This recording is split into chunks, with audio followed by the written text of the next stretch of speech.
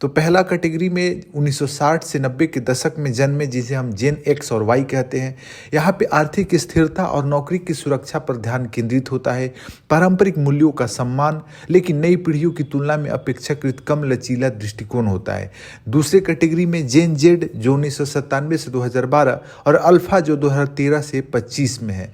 मूल्य आधारित राजनीति में रुचि रखते हैं और जाति धर्म को कम प्राथमिकता देते हैं। कैरियर और रिश्तों में स्थिरता की बजाय स्वतंत्रता पसंद करते हैं और वैश्विक नागरिकता की अवधारणा को अपनाने की प्रवृत्ति रखते हैं। मध्यम वर्ग और LGBTQ+ समुदाय, जैसे मध्य वर्ग में LGBTQ+ समुदाय की पहचान तेजी से बढ़ रही है, लेकिन मुख्य धारा की चर्चा में इसे अभी भी ज़्यादा स्थान नहीं मिला है।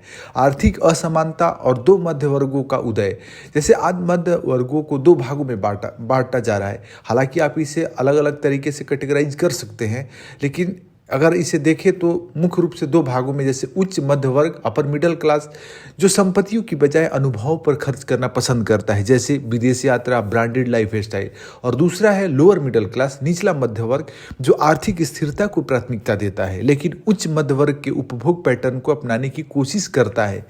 शिक्षित मध्य वर्ग और सूचना की कमी, 90 के दशक से मध्य वर्ग में पढ़ने की प्रवृत्ति घटी है, जिससे लोकतंत्र और इतिहास के बारे में ज्ञान कम हुआ है। इतिहासकार एस इरफान हबीब के अनुसार मौजूदा पीढ़ी लोकतंत्र को उतना महत्व नहीं देती क्योंकि वे इतिहास पढ़ते ही नहीं।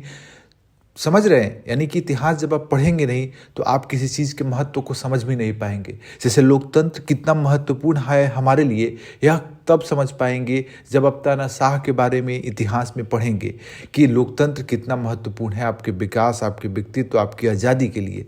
तो निष्कर्ष में हम कह सकते हैं कि मध्य वर्ग भारत के